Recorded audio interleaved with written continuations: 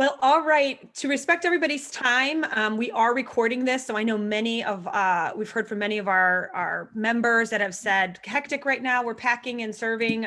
We certainly want to make your time efficient and valuable. And I think we all are missing the connectedness. So we try to present What's Up Wednesday Live once a month if you're new to this.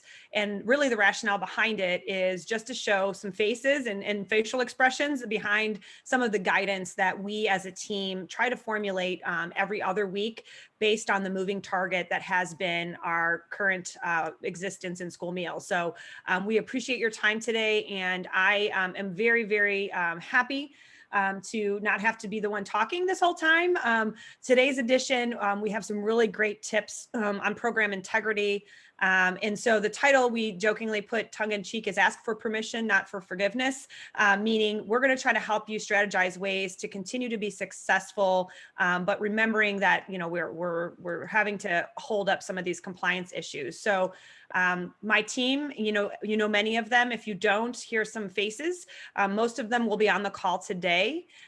Sarah Carlson is our Chief Operating Officer and also all things administrative review prep, kind of audit, guru, as well as food safety. So she'll be providing some of those tips.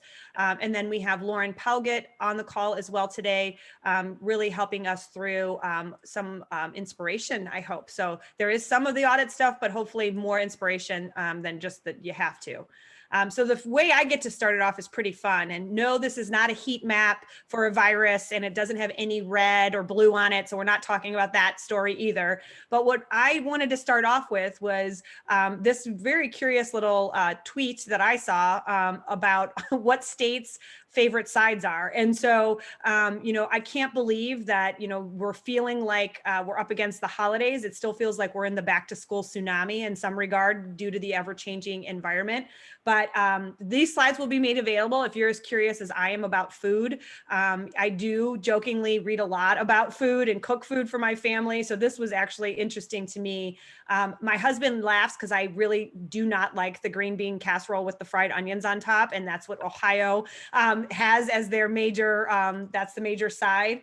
But we were also in a really intriguing dialogue with our group about, you know, what we think is typical for a Thanksgiving meal is different. And this heat map on the sides was a funny kind of culmination of that conversation with ideas of like thinking about where people come from and what they typically find on their Thanksgiving table. So just a little bit of humor and really a blink of an eye and we're already looking down the barrel of Thanksgiving break. So we hope to give you some insights before the holidays. And again, just appreciate your time as we will be efficient through these topics today. So Sarah will launch us off with some maintaining program integrity and safety. We have a whole lot of, we hope, fun, inspiration, innovative ways for you to start thinking about your featured recipes and changing up your recipes a little bit. And mostly, again, making a commitment to wholesome meals that fuel healthy life means to Pasonic that we're going to continue to try to innovate. And even if you pick up one thing like a good idea or a programmatic fix or a recipe you might try, it doesn't mean you have to take all of this and do it. It just really, our hope is to inspire you in some way today. And by the way, I'll end up by telling you how I became inspired this week by serving food at Parma City Schools.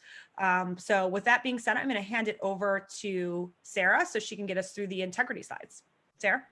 All right. Good afternoon, everyone. So again, just making sure, I think I will forever and always be an auditor or wear that hat. It'll stay in my closet, I think, forever at this point.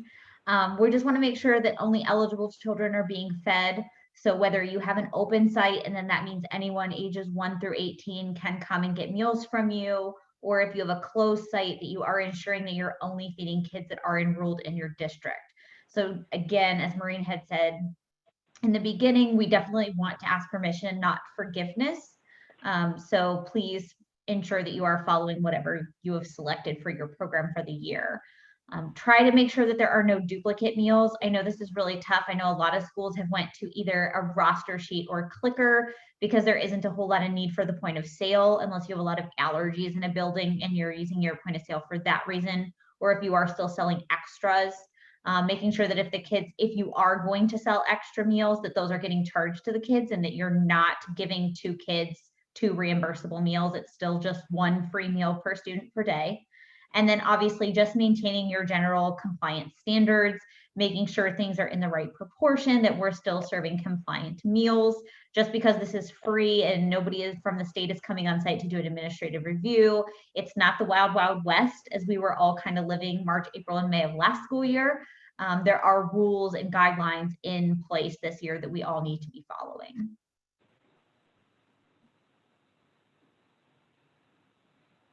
And then when we look at meal distribution, there are some nationwide waivers to allow the parent or guardian to pick up those meals for the children. So again, that just lessens, you know, if the kids are somewhere, the parents don't have to pack them up if they're sitting at home on the computer doing school to come and get the meals. They can easily pick them up. If you're doing an evening pickup, parents can come through on the way home from work and grab those meals, and they don't have to have those kiddos present. Again, that is a nationwide waiver. There were waivers in your CURS or your claims reimbursement system that you needed to fill out for your district to be able to do that. So again, with the asking permission and not forgiveness, if you didn't fill that out, please make sure that you update that in your CURS as soon as possible. And then when we look here, we're looking for verbal confirmation, a parent log or cross-reference between schools with your electronic point of sale if you are turning that on and using it. These are just all of the different options that you have with your parent pickup. So again, just making sure that we're doing some checking. Again, that this isn't kind of, again, it's not a free-for-all. There are still rules and regulations in place.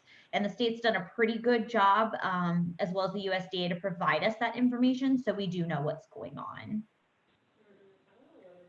And then again, just some strategies for support. Offer meals at the same time. That obviously is really nice for parents so they know when to come and pick them up. Make sure that there's some sort of signage, again, so that makes it really easy for them to know where do we need to go, what is the process going to look like. That will really help get things going. And then any kind of verbal warnings that we can kind of use. Again, we just want to provide you with the best strategies so that your programs can be successful. I know this has been a very different kind of year in the way we are serving kids.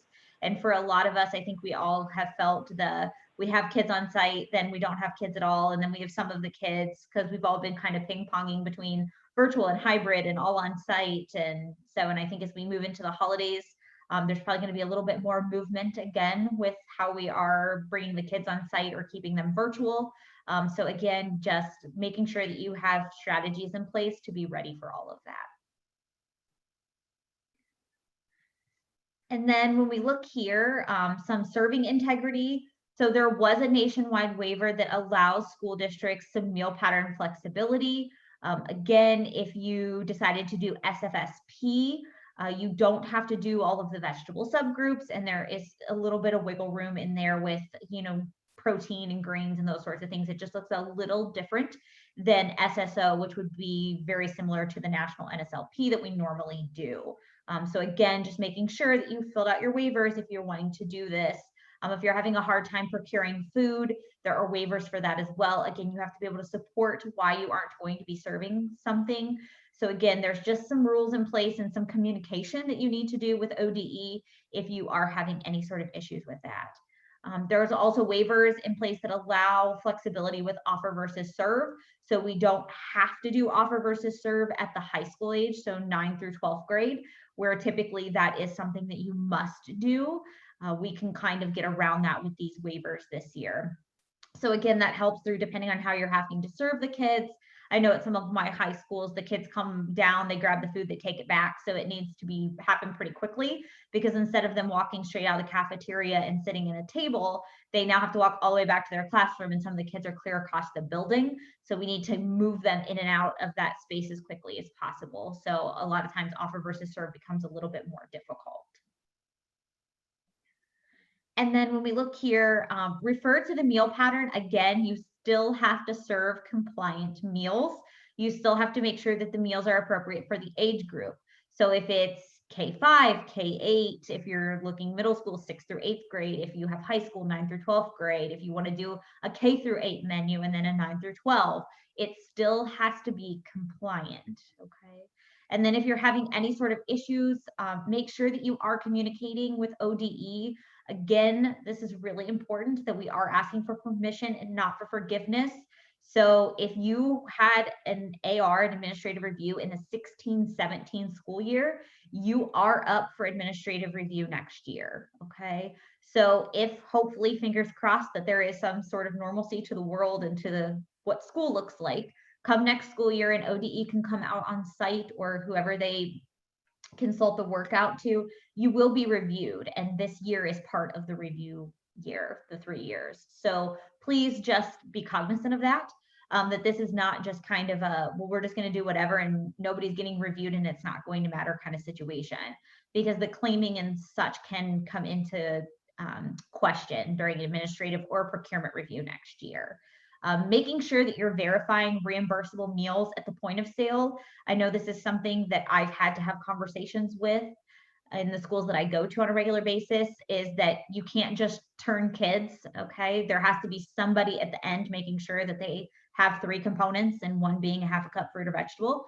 We still need that to happen. And if you aren't doing offer versus serve, if you're just doing serve, they need all 5 components, okay? So it's not a which what do we want to do, those are the rules. So if you've picked that you're doing offer versus serve, great, but make sure that they have what they need. And if you're doing serve, make sure that they have all the components ready before they leave that line. And then just some general program operations. Again, the on-site monitoring requirement, there it was the waiver for that. Again, I know we're all kind of trying to avoid being on site and going to multiple buildings and kind of traveling our germs around. So there are waivers on that. So again, if that's something that you're interested in or need, make sure you fill that out and let ODE know. There was a waiver to waive that first week visit for Sfsp. So if you've ever ran Sfsp, or if this is your first time, within the first week of operation, you are supposed to do an on-site visit, make sure that the meals are correct, make sure that the claiming is correct, and educating the staff accordingly. That has been waived, again, just because of that not wanting to go on site and be everywhere this year. So there was a waiver for that as well. There was also a waiver to allow reimbursement for meals that are served prior to notification of approval. So you were able to go back and say you started school 2 weeks before they started this all free, you were able to go back and make those all free in your point of sale and then claim the students as such. So again, that was just some more flexibility that the USDA did a lot to make this year a little easier for us. And then again, just a little auditing of ourselves. Make sure you update your calendar. It's still really important. Everything gets done on the dates that it's due, that we're putting in our claims at the appropriate time every month. Verification, we're still waiting on ODE to give us an official yay or nay on that. So just, keep your ears keen to that and look for the 3 points of interest that come out, that they should be updating us there as well. Make sure that you are doing some desk audits, again, that you're filling out everything you should be, turning your claims in. If we have to do verification, that you do get that done by the date that it is due. Okay, those things are all still really important. You still do need to run at least 3 direct certifications this year, even though everybody is free. Still do your direct certs. A little production check, okay, so making sure that we are checking, making sure that you're checking your production records. Again, we have to make sure that we are doing things and keeping proper documentation. That's really important. Again, as we move through the year, this should be a school year like any other as far as documentation goes. Another PR, so I think of production records, I also think of procurement review. So making sure that we're procuring correctly.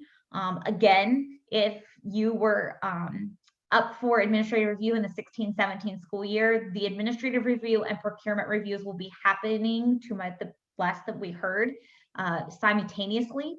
So even if you got your procurement review, say in the 17-18 or 18-19 school year, it is going to happen again with your administrative review in the state of Ohio. So you're not going to get out of it. They're not going to do them on a different cycle, because obviously that'd be very confusing. The idea is to get them together moving forward. So again, making sure that you have all of that proper documentation as well. So again, if you're purchasing food from any, like a local pizza place or anything like that that you would need to keep track of. Make sure you have the proper documentation for those micro or small purchases. And then just a nice self-assessment. Again, this would really help make the year go smoothly if you just do things as you always have and keeping everything nice and neat and tidy and ready to go. It will also make whoever comes on site to do your review very happy. I was always very happy when everybody had their stuff ready for me to go when I came on site as an auditor, and I could just flip through things and get out of there, get out of your hair as quickly as possible. And then obviously listen to ODE's Q&A sessions. They have been hosting those little town halls pretty frequently, and they do a pretty good job of leaving plenty of time for the participants to be able to ask questions. They've done a really great job on the ones I've sat on answering everybody's questions in the chat. So I would highly recommend that if you have specific questions. I know sometimes it can be hard to get your specialist on the phone because they're very busy right now at ODE. So that may be another good way for you to get your questions answered if your particular specialist has been hard to get a hold of.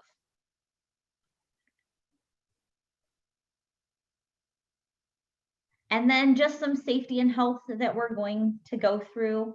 This is, again, really important. We're going to keep up with the safety and health. So big thing is mask wearing. So not only am I all things, so I'm just like a big like rule person. I guess maybe I should have been like a police officer or something like in the judiciary system, because I love rules and hate when people don't follow them. So we've got to talk about masks. I'm sure you've all seen this as you go out in public, and I also see it in my buildings when I go out to the buildings. How you are wearing and storing the mask is really important. Okay, you need to, if that mask is being taken off, it needs to go into like a plastic bag, a paper bag, something. It shouldn't just be sitting out. Again, it's full of germs. It's supposed to be, right, keeping the germs from getting to other people. So please just don't set that around if you are having to take it off to get a drink or eat your meal, that you are putting that in a safe spot. Please, please, please make sure that these get laundered on a daily basis. If you are using a reusable cloth mask, you should not be wearing that multiple days in a row to work, that same mask. It needs to be clean just like any other part of your uniform. Just as when we go through safety and you should wear a clean shirt and clean pants every day to work, you also need to be wearing a clean cloth mask. So more than likely, you're probably going to need more than one. I think every school that I have been in, there are disposable masks. So if you forget to wash it, please don't rewear a dirty mask. Please grab one of the disposable ones and wear that. And then you can wash that in the machine on a hot cycle. It can be hand washed with soap and hot water as well. Again, just making sure that that's getting laundered. And then as far as drying it, you can lay it to air dry. That's perfectly fine. Or if you would like to take a step further to make sure that it's nice and sanitary, you can put it in a nice hot dryer. And again, that will help to keep it nice and sanitary when you put that on. Okay, so just a little reminder, and also a reminder that needs to fit tightly to your face, and it needs to cover both your nose and your mouth. Okay, so wearing it under your nose makes it pointless because lots of germs come out of your nose. Okay, so we need to wear it appropriately. Wearing it under your chin, the fact that it's on your ears and on your face doesn't count. It needs to be covering your nose and mouth and fit securely onto your face. Well, we love Sarah for all of her keeping us honest, and she definitely keeps our team honest. So, we wanted to just give you a brief highlight. At the beginning and onset of this pandemic, we talked a lot about having a proactive COVID action plan. And I think many of us thought we would write it, it would help us start the school year, but we wouldn't have to revisit it as frequently as we had. And so I hope some of the program integrity pieces and certainly the safety pieces, we continue to use the CDC. Obviously, you saw the referral reference link there for the CDC. We will continue to house all of this information for you on our NutraSmart website. And for those of you, I've gotten a couple messages as I'm letting people in, this will be recorded. And so if you know somebody that wanted to be on this or any of your staff, I think part of this is train the trainer, right? So we're giving you information, and then our hope is that you disseminate it to folks in your reach to help spread the facts, the good words, the resources. And then when in doubt, email them a link to us, and we would be happy to reach out and help those that you feel are struggling with any of this program integrity or food safety, continuing to kind of have conversations to keep that a viable plan moving forward as it's kind of morphed and pivoted and changed. So the only way we're going to be able to keep doing that is if we take care of ourselves a little bit. So I'm going to pass it over to Lauren for a couple of highlights on some self-care. All right. So we would certainly be remiss if we didn't mention some immune boosting nutrients going into the cold and flu season. Certainly everyone's kind of been battling this pandemic. And let me just put the disclaimer out there that by eating an orange, you are not automatically making yourself immune to any virus that you may come in contact with. I am a dietitian by trade, so obviously we gotta talk about this and kind of debunk some of those myths there.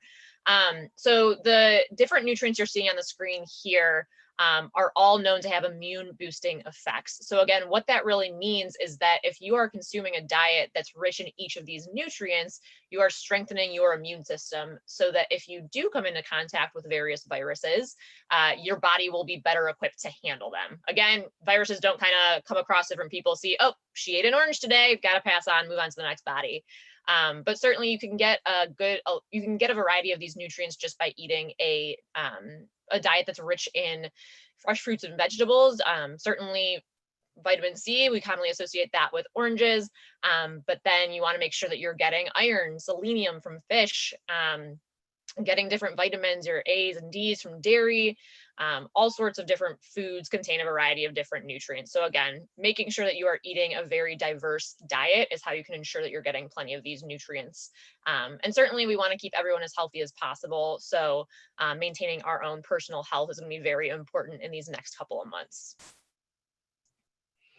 And then my thought with including this info on here is that I think we're all kind of dealing with pandemic fatigue, right? I even, driving into work every morning, the guy that I listen to on the radio, you can just hear him getting more and more progressively like irritated that this is still just the way of life. I think we're all kind of dealing with that in our own ways. So certainly kind of creating outlets for ourselves to kind of escape that is going to be beneficial to all of us. Certainly for the other Northeast Ohio folks that are on the call, I'm sure you can relate to, the seasonal affective disorder where it starts getting super dark really, really early. Like if you're like me, you're getting ready to go to bed at like 5:30 because it's dark outside. So again, just trying to combat all of these things that really are working against us and maintain not only our health and all things food safety in the workplace, but then just personal and mental health as well. So these are just kind of some strategies that I found. One of them is just stop the doom scrolling. I think no matter what, social media or news outlet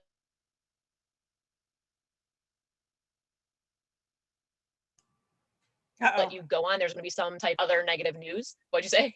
You froze a little bit there. Go ahead, keep going. Oh gosh, it's telling me my internet connection is unstable. So just be on deck, Maureen. I'm gotcha. So again, we want to make sure we're not doom scrolling too much. Refocusing and restoring our energy. So just kind of finding some opportunities to recharge yourself, whatever that means for you personally.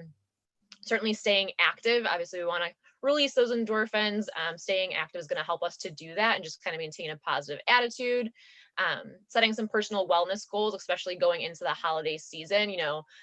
It's very easy when you're having kind of a not so good day to maybe turn for the not super healthy food, but really kind of staying on track with a lot of personal wellness goals can kind of help this overall, your overall picture and mood.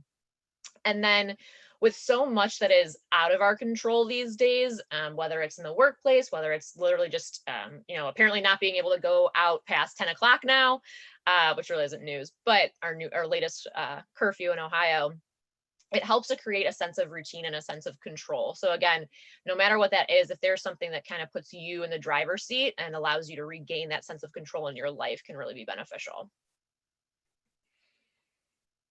Okay, so if you've been keeping up with our What's Up Wednesday lives or even our newsletters, we try to do featured recipes. So again, if you've worked with the Sonic Partners for a long time, we're always thinking of the next step. So we've really got a couple cool recipe concepts that we've been working on. So let me preface this with alphabet soup. So the first one that we're thinking of is called Global on Trend. So this is kind of a revision or revitalized view of something we've done in the past. We've tried a lot of global on-trend ideas previously.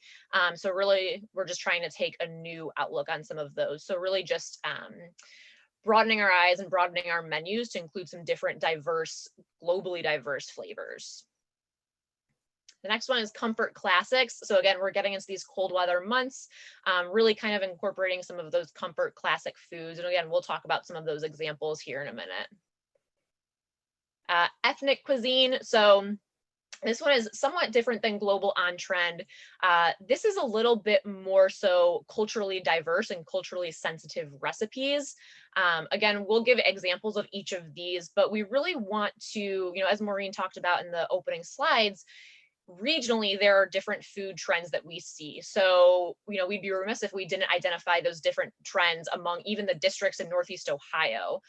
Just within the 30 or so that we work with, we know certain things like, oh, the kids in this district might not like something that we're serving over here, all just based on background and upbringing. And so we really are trying to refocus how we're planning our menus and be sure to include a variety of recipes that meet the needs and kind of hit home for a lot of different kids. And then our last one is simply fresh. So again, we're always encouraging our schools to use and shop local whenever possible. So we're trying to get creative with some of the different seasonal options that are going to be available coming in the winter months as well. All right, so again, global on trend, really just all these different diverse flavors across the world. So I feel like the ones that are most commonly seen, not only in our menus, but just like when you're driving around looking for food to eat, are very Americanized versions of Italian food, Mexican food, or Hispanic food, and Asian food. I have never been to any of these countries, but I'm sure that anybody who has been could attest to the fact that what you get in America is probably a little different than what you would get in these countries, but we're trying. We're certainly trying to diversify a little bit. So some of our schools have tried different Indian bowl concepts with tikka masala and curry sauces. We're trying our hand at some Middle Eastern concepts with different falafel bowls and parfaits. And then we even have a couple schools that have tried some French cuisine with crepes. So really just trying to broaden our horizon there and incorporate some different flavors. I just this week discovered the Healthy School Recipes website. I feel like I'm like 3 years behind the curve, but if you haven't checked it out, I strongly encourage you guys to do that. They've got a lot of really good K-12 recipes written for school, so it's very transferable. So these were some that we kind of drew inspiration from their website. This first picture, we've got different Indian curry bowls. The one in the middle is Bibimbap, which is somewhat new to me. I admit I've never actually tried this, but it is an Asian rice bowl.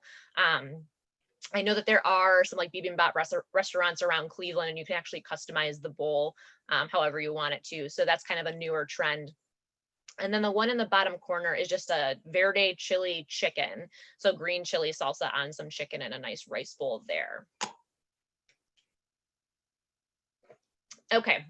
So for ethnic cuisine, this one can be a little trickier to navigate. So there is a very fine line between offering diverse and familiar concepts to kids who may come from a different background than you versus stereotyping, right? We certainly wouldn't want to embarrass one of our schools, but we have heard of some examples in the past where they kind of walked that line a little too far and it was not received well in the culturally diverse communities. So again, if you want to try some different flavors but aren't really sure how to do that, definitely reach out to us and hopefully we can help guide you. But certainly there should be resources available in your individual districts to help you with that. I learned today that in Garfield Heights, we have an equity task force. So like that's super cool. And so I imagine that hopefully some other districts have that as well. So some examples of ethnic cuisine, we've got creamy grits, we have Puerto Rican rice and beans, and then different collard greens as well. All right, so the comfort classics. Some of these recipes we do already have in Healthy Meal Planner Pro. So we've got a variety of different mac and cheeses. We've got a shepherd's pie. And then these ones along the bottom are a little bit new to us. So There's a loaded buffalo chicken tots recipe, which I think would be a huge hit for the middle and the high schools. We've got a taco soup or taco chili, which is basically just a beefed up version of the taco meat that we use already. And then there's also a variety of different like comfort classic casserole recipes. So this one on here is the broccoli cheese casserole.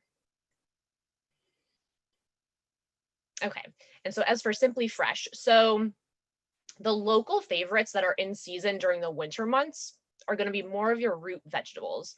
So that's going to be like your sweet potatoes, red skins. We also saw there's a bunch of radishes and turnips and some more like not so common recipe ideas. But we're certainly trying to think of some different recipes on our end on how we can serve these to kids and get them excited to try these different recipes as well. I'm sure you guys will be hearing from either us or Dave Sokol with Oberlin pretty soon about all these different recipes and some new creative ideas we're trying to launch. And then, so Sarah, if you actually want to talk a little bit about this one, since you were on that call, we did talk with some folks. There are some new Big Daddy's products that we're hoping will be available here soon, just as another like recipe option for you guys if you're interested. So Sarah, I didn't know if you want to add some more to that. Sure. So I had a call with Michelle Vaught at Schwann's. If you've been around for any length of time, I'm sure you've come into contact with her at a Gordon Food Show. These are 3 products that they are currently presenting to GFS to bring in probably mid-January is the hope.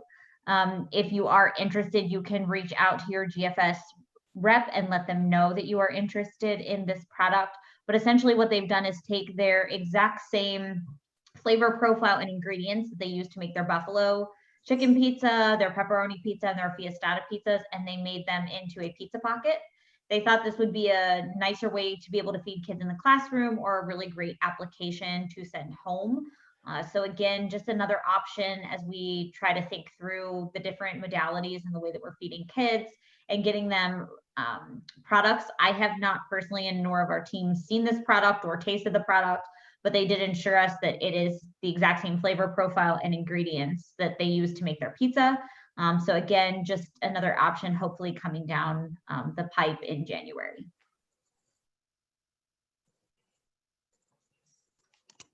All right. Well, thank you, Lauren and Sarah, for giving us some updates. You know, obviously, we know it's not nutrition unless the kids consume it. And the way we kind of have always done our recipe development is doing try days and getting in front of kids for foods.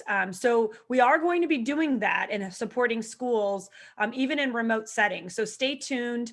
You know, obviously that modality of doing some sampling through remote scholar engagement is new for Pasonic, but we will be giving you guys updates on the success of that. Certainly part of it is going to be continuing to honor getting feedback and really trying to create value-add experiences that allow for our families to recognize the effort and the quality of the food programs we all run. So with that being said, we definitely wanted to highlight some of our favorites that we happened upon. And I started talking about having the ability to be on site. Bob Gorman is right now packing and doing his second delivery for the week. And they kind of have this system that just blew my mind. And I wanted to highlight it and speak personally to my experience of arriving at 9 o'clock with Kathy Zakele, who's also on this call, just to really put our feet in his shoes for a day in the life of, to see what he is up to. And so part of what is unique about Parma that I want to kind of highlight as doing something good, which has really benefited the students in his community, are 2 things. One is his kind of CSA style pickup, which, if you don't know, CSA stands for Community Shared Agriculture. And I'll give you some examples. As you can see in the bottom right, those are cases of broccoli florets that he secured from the DoD. So as he is disseminating his 7-meal pickup for breakfast and lunch, he is bonusing vegetables in a large whole raw form into the bags and boxes that go into the vehicles, so that the folks have ample fresh produce. And so we all know that it's a labor of love to get fresh produce, wash it, unitize it, and send it out. He knew that, and he also still didn't want his families not to have fresh produce. So the happy medium he came up with was this idea of bulk delivery, and how that looks there really was impressive to us. In this picture, the other things, obviously, many of us have these thank you bags filled with unitized freezer items and refrigerated items that come out just in time to go into the cars. The upper right two pictures in this exemplify one other way that I think Parma has really caught doing something good by strengthening the value proposition for families to drive through and pick up his meal. And what I mean by that is, at the beginning of the pandemic, Bob reached out to local partners in the food bank, at the USDA, and through his Parent Teacher Association, along with local places, even like COSI, to be able to bring value to what was being delivered. One other partner that I just thought was awesome, and it reminded me very reminiscent of what Kelly Minnick does out in Paynesville, where she has the lunch box for her summer meals, then the book box comes and the children are able to get a free book, and then the Y comes and brings activities pre-COVID that the students that were receiving summer meals in Paynesville were able to exercise for a bit and grab a book and go home after having a meal. Just, that little experience years ago brought tears to my eyes, thinking what benefit that she has orchestrated for her community. Well, I saw that again on Monday at Parma, and the benefits were literally a trunk full of groceries for a family. They received a box to the right up there. That is the emergency pack box through the food bank. It is a box of shelf-stable cereals, dry pastas. Obviously, you see canned goods there, things that obviously are shelf-stable and do not require refrigeration, but are very practical and really added volume to the offerings that Bob was giving, creating a reimbursable meal. So again, just for clarification, this is above and beyond. The bags had the 7-day kits in it. The DOD was extra fresh produce. And then the top two pictures represent the emergency feeding box, and then also what's called the backpack box. And so to the left, that shelf-stable milk and some of the dry good, again, canned goods, is meant to be an extender, and it piggybacks with the food bank, giving a backpack program for schools. So one other thing not featured here that I just thought was tremendous, some schools in our reach have also leveraged the partnership with the USDA program, and that box was amazing. I actually stood next to Kathy and we were putting those in with Bob. That box had in it, it was a refrigerated box, so it had some hard-boiled eggs, liquid egg system, cottage cheese. That box particularly had string cheese, hot dogs, I believe, just really, nothing in there, a bag of baby carrots, a bag of grapes, nothing in here would have been something I wouldn't have given my own Addison, that she wouldn't have loved. So the humble, applause that I gave Bob was basically like, I just really worked on having partnerships to add value to my families.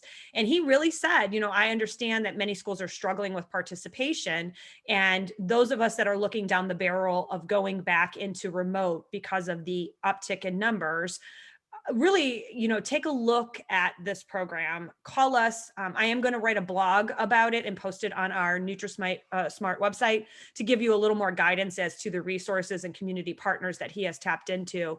But, it really opens our minds to thinking, what else can we do to incentivize the families to come pick up our meals for a lot of reasons. Number one, to keep hungry children fed. Number two, to keep our programs financially viable. So we are definitely applauding Parma this week for being caught doing something good.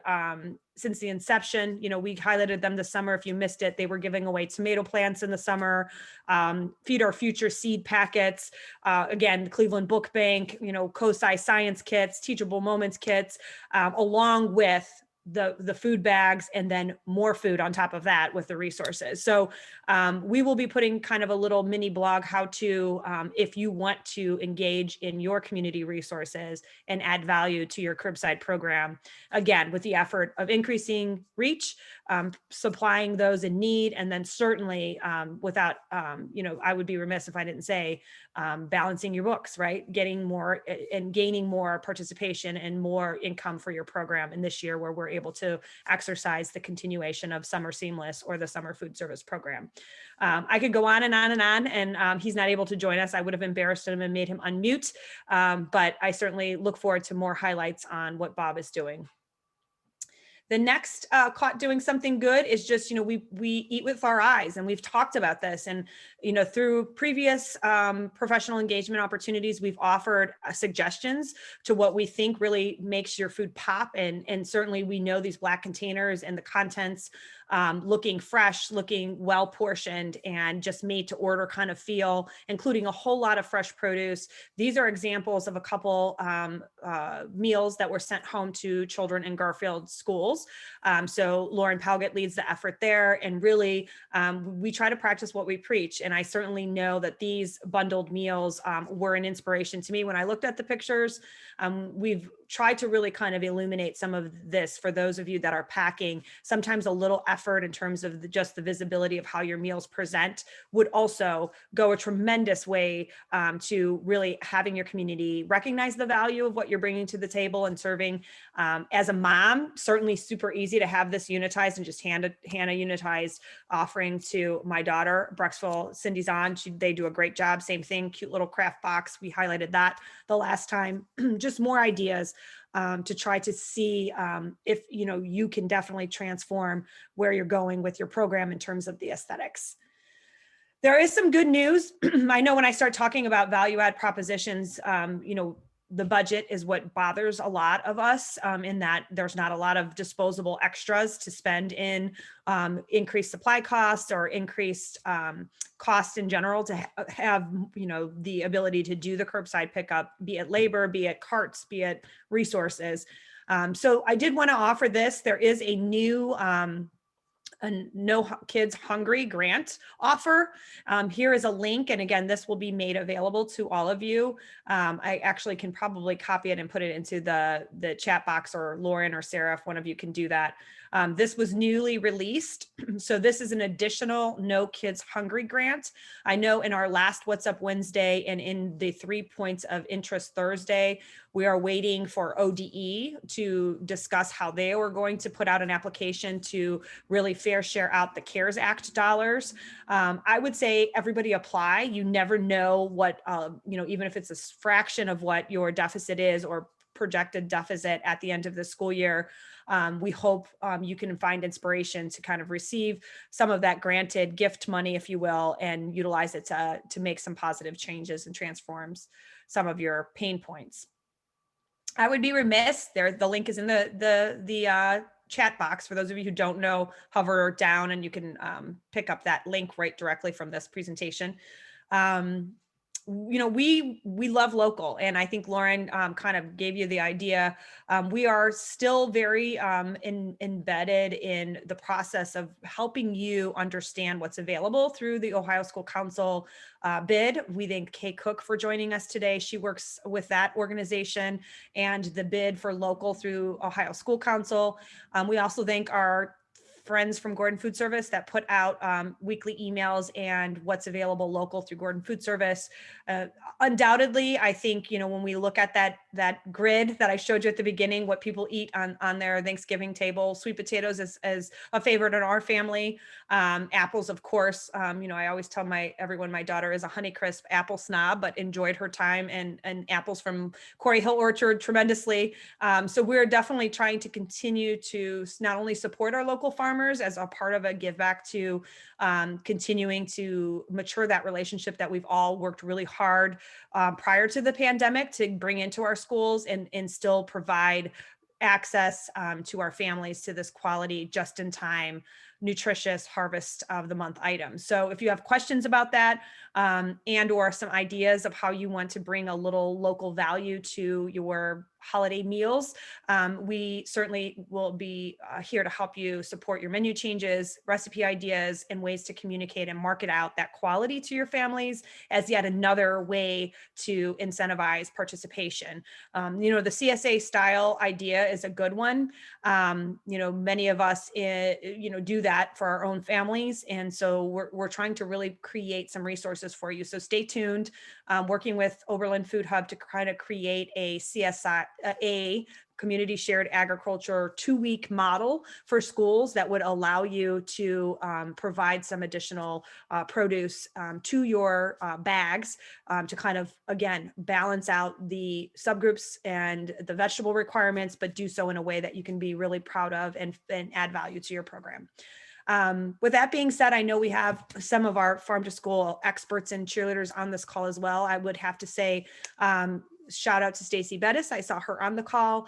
She was a previous farm to school grant winner and did some really awesome things, even despite the pandemic, with regard to finding value and opportunities for her students to understand that connection between the farm and the cafeteria menu as a learning moment. Again, making the cafeteria an extension of the classroom and really honoring the space that our local farmers provide and can and continue to provide, all the way from the dairy we serve to our students, and celebrating and honoring how our milk gets to our students, all the way through our local produce, and certainly any in between. I know Diana Hill's on this call, and she was even working part-time at the Pizza Bagel Ladies Station at the West Side Market. So not only is she amplifying local meals and local takeover meals in her district, she is such a give back kind of person. She's working in the West Side Market, so hit her up if you're down there.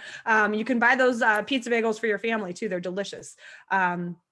The grant is open for the USDA Farm to School. If anyone is interested in really tackling farm to school initiatives, again, we're trying not to just be stuck in the moment of this year and really think forward to what funding could launch your 2021-22 school year with. We, Pasonic Partners, would be happy to be a co-grant writer with you to formulate goals to move your needle in terms of your local spend, local commitment, local everything. So I'm going to end. We purposefully made this a little shorter to allow for more time for question and answer. I think we always cut it up to the wire. But I would be remiss if I didn't want to leave on a note of inspiration. And so there's been a couple of things this week that have really kind of resonated with me. But this Dollyism, for those of you who don't know Dolly Parton, she is obviously an American songwriter, singer, but she's also a businesswoman and a humanitarian. And so one of the things that I read about her this week is that she donated $1 million to Vanderbilt University. And they have just announced that they have one of the Moderna's experimental vaccines with a 95% efficacy in terms of its being able to help stop this pandemic. So if you're not a country music fan, be a Dolly Parton fan for her philanthropic gift, and hopefully light at the end of the tunnel with the vaccine and the news of the vaccine coming, just her willingness to give back. But one of the things that struck me is the reason she donated that $1 million, as I investigated it a little bit, is she was in a car accident in 2013 and obviously was bumped and bruised and needed a little bit of a hospital support, met a surgeon at Vanderbilt and basically donated the $1 million based on his care and his ability to fix her when she needed it and was down. And so it just reminds me of these little moments in our life, some bad, some tragic, some accidents, where there's a lesson to be learned and a relationship to be built, and a stronger version or a better version or a more generous version, perhaps even a kinder version of ourselves that will emerge after all of this pandemic work we've all been doing. Certainly some of you on the front lines, way more than us here behind the scenes. But I love this idea as we approach the holidays, and we've been very, very busy in the tsunami season to do everything we can to give the best meal service. And I just want to kind of get you off the hook a little bit and give you a Dollyism, which is don't get too busy making that living, because I know we all do it as a passion and we love child nutrition. But I'm pretty sure we all need money and a paycheck. So I think some of us are like, gotta get through this grind.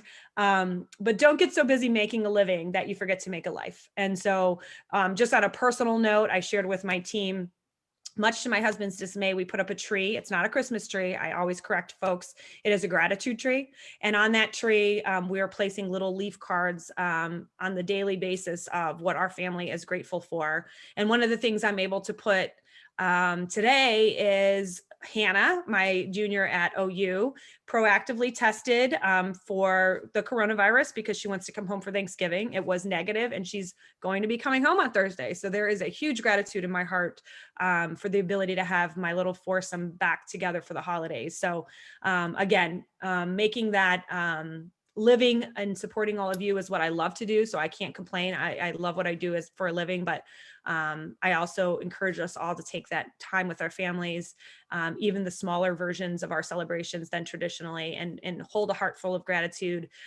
for having made it this far and having the time together. So as always, we are trying to keep you informed. This recording will be on our website. Here is a link to our website.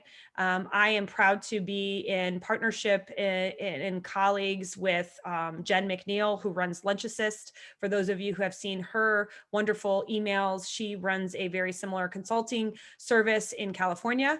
And her and I have become COVID silver lining buddies and meet regularly to kind of make sure we're uplifting and amplifying all of the messaging and supports that we can for all of you that we serve. So definitely want to keep that open for you to see. And then we're going to ask our team members, Sarah, Lauren, anyone that wants to unmute and put their video on, or use the chat box to answer any questions or ask any questions. We have some time here. We left a little more time than we normally do. So please feel free to ask any questions. Again, unmute, put your video on, or text chat the messaging. So I have a couple that I answered. And one was about direct cert. I believe the question is just for clarification, direct cert can be done 3 times annually at minimum. And the goal is routinely at the beginning, in the middle, and towards the spring. Sarah, do you want to field any more suggestions there? Yeah, so so Cindy, yes, it will be due in mid-February, your verification, to answer your question, if we are required to do verification this year. As far as direct cert, 3 times minimally. If you have any intentions on doing CEP next year, if you are qualifying for that, I would probably run it a bit more often. Although I don't know that this year they're going to allow it as your base year. It sounds like not, based on what I have read. So just do your minimum 3 times, because again, everybody is free. So you don't need to go in there and run it every single month this year. All right, thank you. I know most folks kind of get stuck on the new recipe ideas, but again, you know, kind of being mindful of what it is, part of the tools that we like to offer, and I'll kind of just say this as a ending kind of call to action, if you will, if there are no more questions. Kind of look at your menu mix. You know, we all know what are the kids' favorites. You all on the boots on the ground have historical data, CN7 reports, certainly, and just past production knowledge that you know what your kids want and what they're missing. If you are struggling, you know, like we've had schools that are like, oh, our kids really miss that mashed potato bowl, but I just don't know how to do it. Let us help you. There are other schools doing things that we think are truly like, wow, I can't believe you're pulling that off. And again, the best thing about our industry is we are not competitive restaurants. Many of us are so free giving with our, not only our recipes, but our operational tricks. And so certainly I really would ask that if you're willing to share, please share. We'll amplify it out for the masses. And if you're in need of some time with us, just give us a call, an email. We will definitely walk through your menu with you. We appreciate your partnership. And for those on the call that are with us through industry, you know, it's always nice to see people like, you know, Kathy and Jeff, certainly, but Renee Bowen and our folks from the American Dairy Association. You're not in this alone. And there are so many people that care about your success and are really just, you know, we're tired of being behind the scenes. So tag us in, right? You guys are the ones worrying about the call-offs and the how to shift and how to put out stuff. Tag in your industry supports. tag in the folks that really care about you and care about your fatigue level. I love that Lauren interjected in the middle, like the pandemic fatigue. Don't be embarrassed. We're not all superhumans. You are allowed to have days and weeks and times and periods during this where you're just feeling like you can't be innovative.